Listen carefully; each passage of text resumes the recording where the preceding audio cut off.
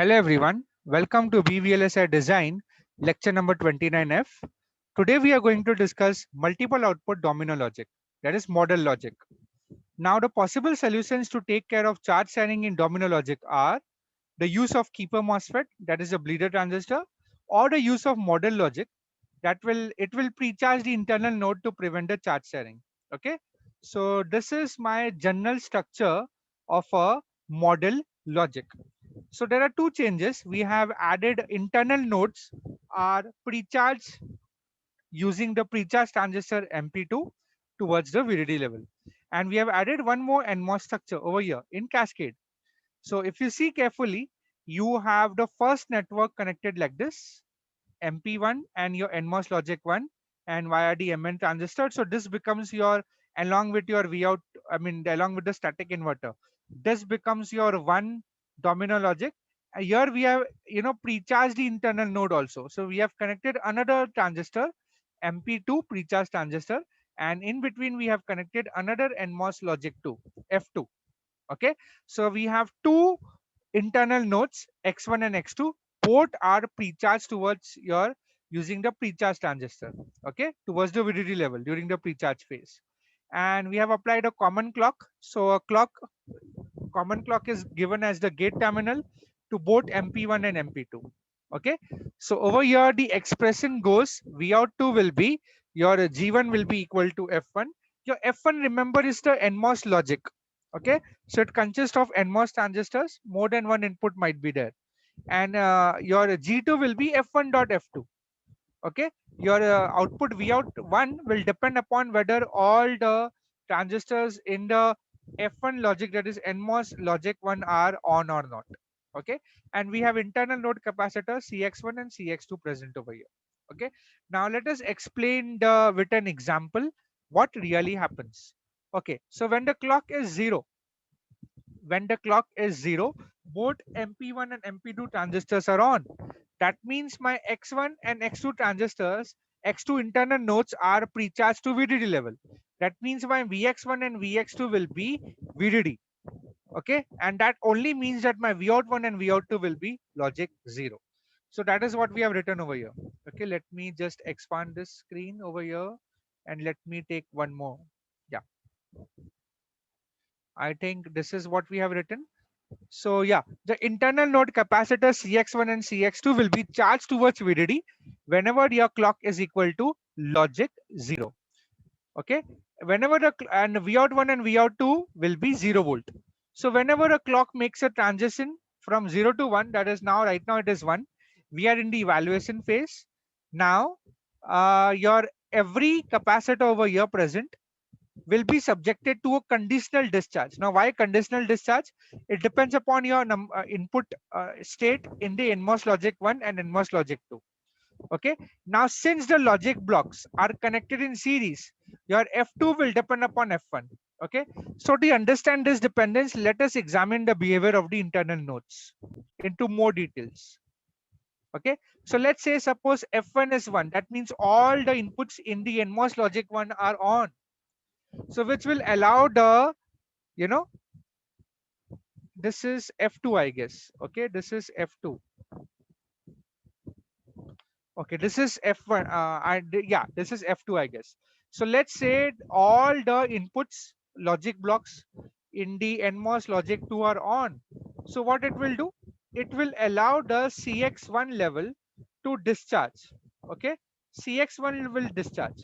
In this case, my VX1 will be 0 and my Vout1 will be equal to VDD. Fine. So I think there is something wrong written over here. Yeah, let me come back over here. Yeah. So let's say now we are in the evaluate phase and the clock is 1. So clock in 1 means what? My MP1 and MP2 are off and my MN1 transistor is on. Okay. Now, if my all my inputs in the logic NMOS logic 1, that is F1, is on, so it will allow my CX2 to discharge towards the ground easily. Okay, without any problem. Fine. So VX2 voltage will be 0 and Vout2 voltage will be VDD. Now, next case, if my all my inputs in the NMOS logic 2 are also on, my F2 will be active. So, and also my NMOS logic 1 inputs are also, I mean, NMOS logic 1 is also on. So that means for internal node voltage, X1 to discharge, both F1 and F2 should be on. That is the meaning of it. Okay. Only then Vx1 voltage will be 0 and my Vout1 voltage will be equal to VDD. So that is what we are telling over here. Okay. So that means in terms of equations, if we want to write, we can, in terms of logic expression, if we wish to write, we can write like this: G1 will be equal to F1 and G2 will be equal to F1 dot F2. So this expression will suggest that, your model logic will require that the output functions are expressed in the nested ands. It will not work for any other logic. And as in case of standard domino logic, this is a non-inverting. Your model logic is non-inverting. That means it will not be able to implement a NAND gate or a NOR gate. It can implement a AND gate type of logic, which are non-inverting. Okay. Now let us implement a two input model logic circuit with the logic functions given as F1 is given as AB plus C and F2 will be X plus Y. So the two possible outputs for the model circuit implementation are G1 will be equal to F1, which will be AB plus C, and G2 will be equal to F1 dot F2, which will be AB plus C into X plus Y. Okay, so this is my implementation of it. So this is my NMOS 2 logic block. This is my NMOS 1 logic block. Okay. So this F1 will be representing AB plus C. So over you have AB, which are two NMOS transistors in series in parallel with a NMOS transistor with the input C. So this is representing F1, which is AB plus C. And this is representing F2, which is X plus Y. Okay. Reminder of the structure is absolutely same as the general structure. Let us check that. Yeah. So here we have VDD, we have MP1 and MP2, same clock is applied. The same clock is given to the gate of MN transistor, and we have internally, the we have static inverters also connected. So this will give us G1, this will give us G2. So G1 will give us AB plus C, and G2 will give us AB plus C into X plus Y. So G2 will also depending upon whether the A, B, and C inputs what they are. So depending upon that, we have a conditional discharge. Okay. So this is the implementation of your two input model circuit with the logic function F1 and F2 as AB plus C and X plus Y. Let us check the working in brief. So over here, when the clock is zero, your internal nodes X1 and X2 are charged towards VDD via MP1 and MP2. So Vx1 and Vx2 will be VDD. That means my G1 and G2 will be logic 0. My Vout1 and Vout2 will be logic 0 for clock equal to 0. This is the pre-charge phase. Now let us check the evaluate phase. For the evaluate phase, we have clock equal to 1. So when the clock is equal to 1, MP1 and MP2 transistors are off and MN transistor is on. Now let us consider the scenario that input X is 1 and Y is 0. And in this case, we consider the scenario that input C is 1 and A is 1 but B is 0. Okay. So whenever B is 0, my this transistor will be off. Whenever my X is 0, Y is 0, my this transistor will be off. So let's say how does the X2 internal node will be discharging.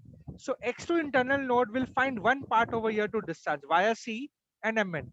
If we can see correctly over here, carefully over here, my CX2 my CX2 capacitor will discharge via the transistor with the input C and Mn transistor to the ground. So my Vx2 will be 0. So my output G1 will be at VDD level. Okay. Now let's see the scenario for internal node X1. So X1 can discharge via X transistor, and again it can discharge via again the C.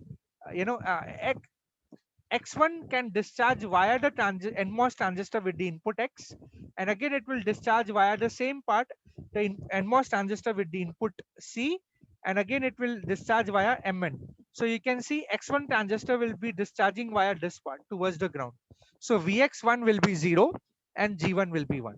Okay, so this is the one small working for the model logic for whenever we are in the evaluate phase, whenever the clock is 1. Okay, so your G2 will depend upon whether the G1 is what is the state of NMOS logic in the lower stage. Okay, so I think that is all for today. We have covered the model logic, the general structure, and we have implemented a simple model logic. Okay, and we have explained the working in the pre-charge and the evaluate state. So that will be all. So if you have any other more functions, we can have more tappings, and we can have more pre-charge transistor connected and implemented in this manner. Okay, so but it will follow the nested AND structure. So that will be all for today's topic, and next time we will start with the neurology. So thank you for joining. Have a good day.